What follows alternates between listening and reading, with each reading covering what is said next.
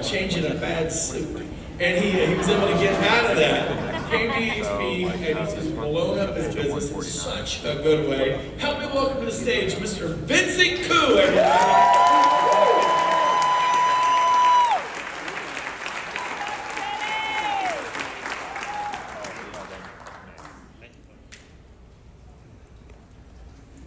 All right, day 3.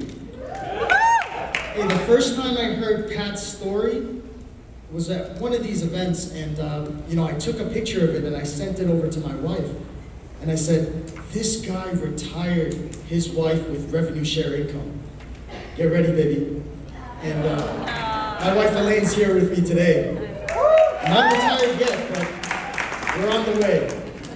So Brent, James, thanks for putting this event together. Fantastic, and appreciate all that we're learning in this room, but also appreciate the time that we get to enjoy Cabo as well. Glenn, thank you for putting this amazing model together and attracting the best people to it, attracting this incredible leadership team that keeps us pointed in the right direction and keeps us going at the right pace. The pace is so fun, isn't it? Yeah.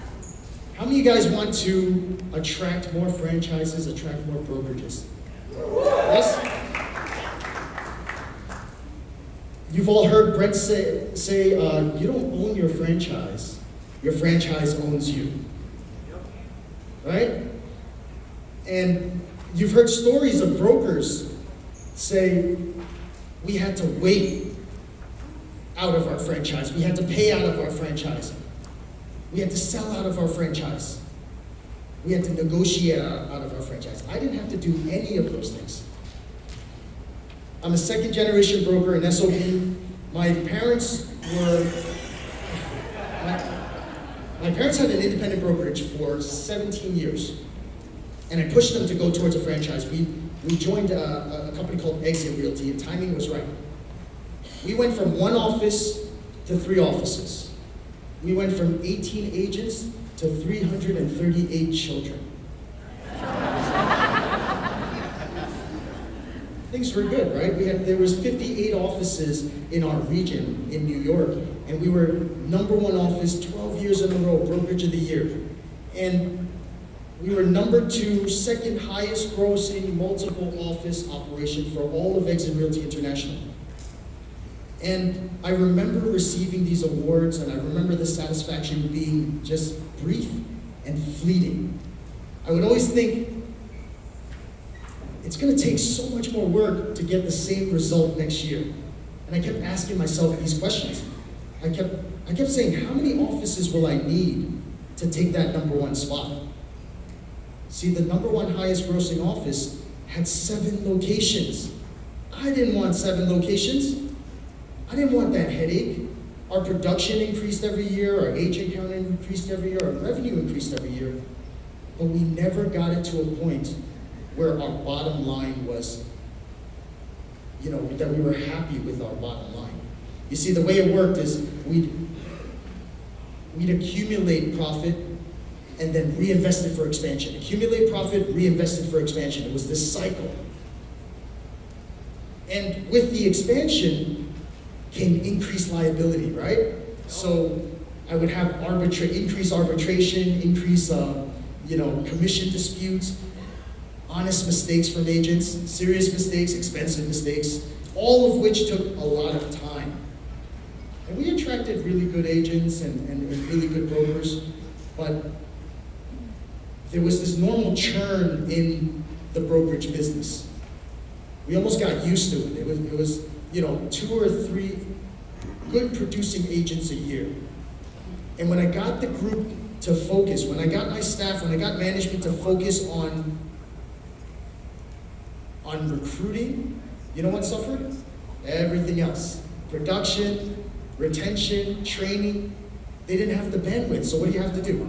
You have to hire more staff to cover that deficiency.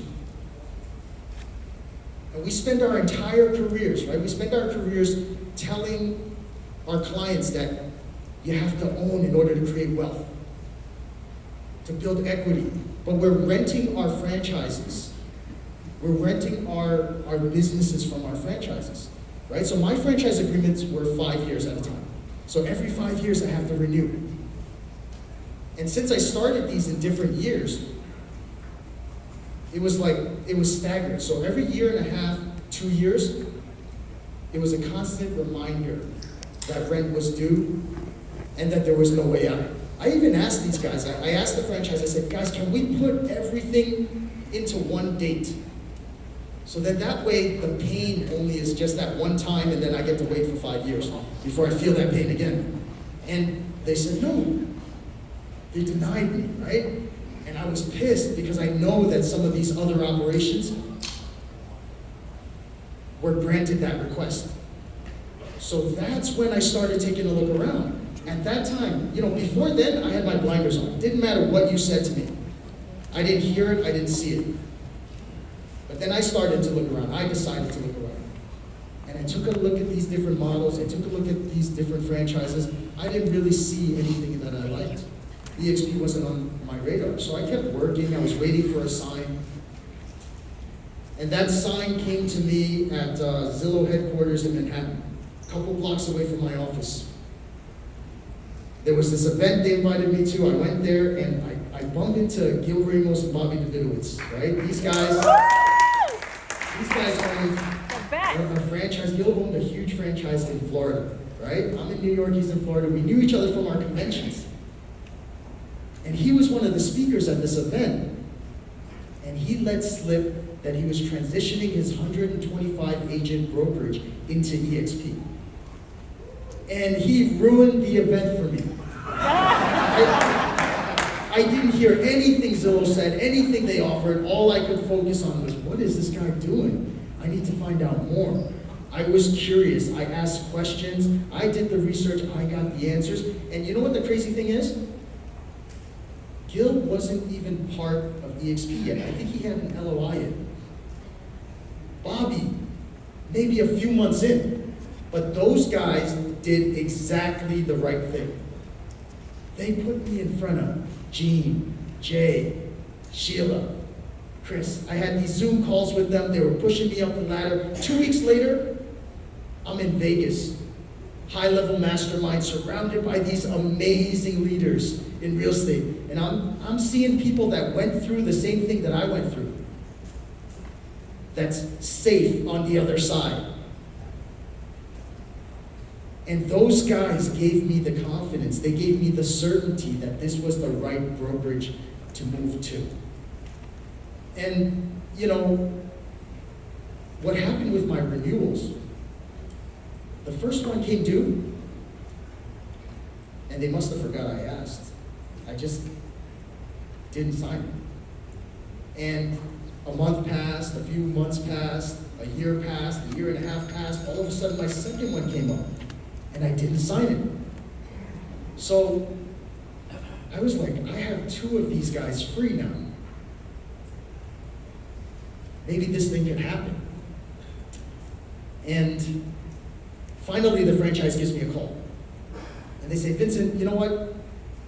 It's time to sign these renewals. I still have over a year on my last one. And I said, maybe, I said, what would it look like if I didn't renew? Give me my options. What happens if, can I wait this last one out? Can I sell this last one? Move my other 2? How much would I have to pay if I decide not to? I was so used to getting these answers from all the people that I spoke to at eXp. Ask a question, get an answer. Ask a question, get an answer. You know what I got from the franchise? That's a really good question. We'll get back to you on that. And I waited. A week passed. 2 weeks passed. Radio silence. Finally, they called this emergency meeting. All of the brokers from New York, except me. I showed up anyway. It was a Zoom meeting, so I listened in. And they said, Vincent Koo is in violation of our franchise agreement. Oh, shit. He is promoting another real estate company. Therefore, we're going to terminate his franchise agreement.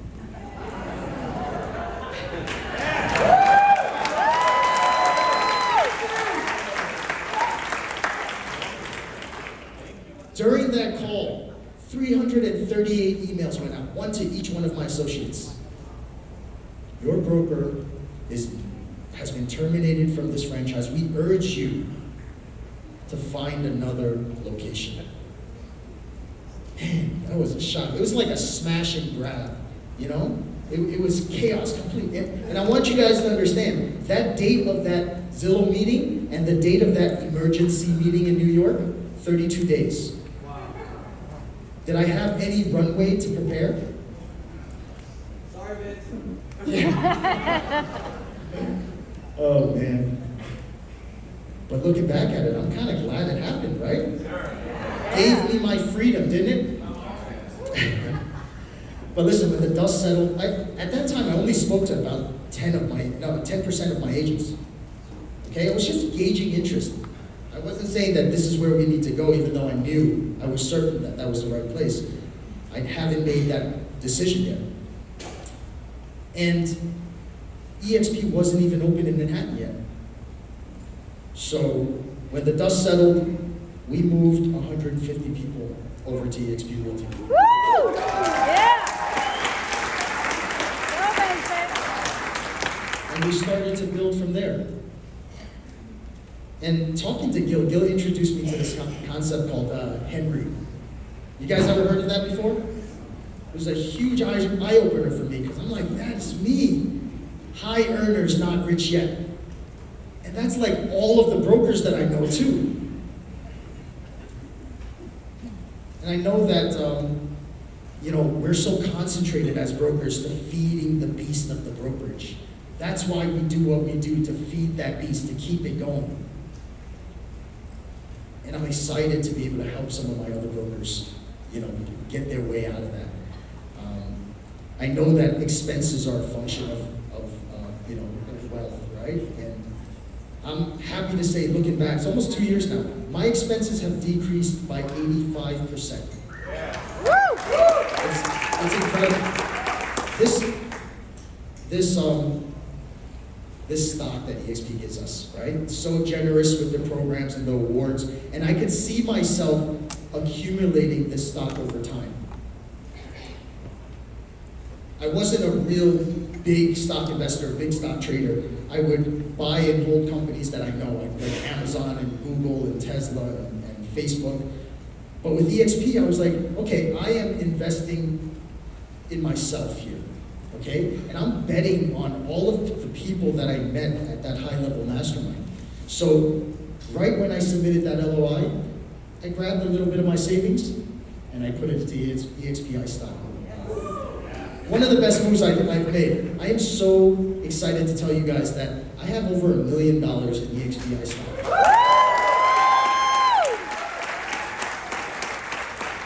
In my personal account, that's outside of the couple hundred that eXp has gifted and awarded me. This rev share, right? I really like that analogy. It's like having a multi-million-dollar rental portfolio without the headaches of the tenants. So forget Henry, right? Forget Henry. I'm putting him aside. Access to abundance, access and abundance. I got everything I need business-wise, right? And how many of you guys have this feeling of abundance now that you're here with eXp? It's amazing. Yeah. The other day, Dave Bernard reaches out to me on Workplace and is like, hey, I got a $1 million client for you in New York.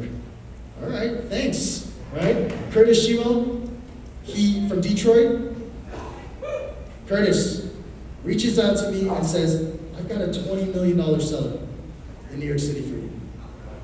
We just signed him up. Thank you. It's amazing the access that we have. I'm healthier now. Right? Maybe it's because I eat better, maybe it's because I exercise more, but I'm pretty sure it's because I have less stress, I have less liability. Right?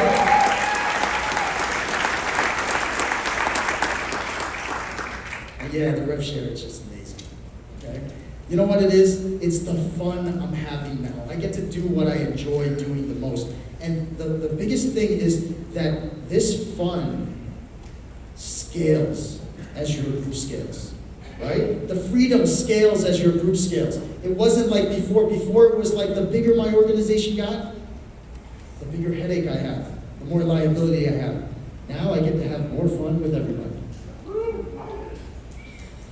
So, a couple of tips. We heard this before. Focus on the invites. The invites make people feel special, right? The invites make people feel special, and I had Veronica come to New York one time. She spoke to one of the people that I was speaking with, this team leader. She said, anytime you want, come to Florida, visit my office. I'm going to open my playbook up to you, and take whatever you want, anytime you want. He never took her up on that. He ended up joining eXp, and he told me, Vincent, that was one of the reasons. Nobody's ever offered me anything like that before. I have an 80 agent team that I'm talking to. The broker says, Vincent, one of your agents invited me to one of your events last year. Of course I didn't come, but I've been watching you guys ever since, and I love what I see. So focus on the invites. Makes people feel special. It gives you a pipeline of people that feel special, right? My second tip is go out there and shake the tree, and the fruit will fall. We talk to a lot of people, and every once in a while we need to shake that tree. A really good time to do that are the eXp sprints. They're a good reminder. Coming up to the second sprint, I called Carlos, and I said, Carlos, help me out. I need a plan. I don't have anybody set up to sign up. And he says, go out there and shake the tree. So all I did was I reached out. I called to all the people that I spoke to before, and that's what helped me qualify for my second eXp sprint, right? So do that. Meet weekly with your group. So important. Get around people that want to do the same thing that you're doing. And I don't care what it is, Motivation Mondays or Taco Tuesdays or Wealth Wednesdays or Freedom Fridays, whatever you want to call it, just do it, right? And if you don't want to set it up yourself, there's groups in workplace that have it. eXp Family Tree, wow, what an amazing group. But you get together and you mastermind with these people. You figure out what's working, what's not working. You go out there and you find somebody that's doing it, and you rip off and duplicate what they're doing. That's all you have to do. But it makes it top of mind, doesn't it? The last things, the 7 skills for agent attraction. I think it's so important to kind of just break these down, right? The first skill of agent attraction is going out there and finding prospects. Second skill is inviting. Third skill is presenting. Fourth, follow-up. Fifth, closing. 6, onboarding. And 7, promoting events. Guys, take a look at what you're good at and go out there and help somebody else. Whatever you're not so good at, seek help. The key is to just get better at each of these skills, right? A lot of these things are really basic, but John Cheplack, he says small hinges swing big doors. So go out there, get really good at the basics. We're here to show these franchises, we're here to show these brokerages, we're here to show these agents that it's safe on this side. We're here to give them the confidence, we're here to give them the certainty that this is the right move for them. So what I want you guys to do is just go out there, go forth, and multiply. That's it.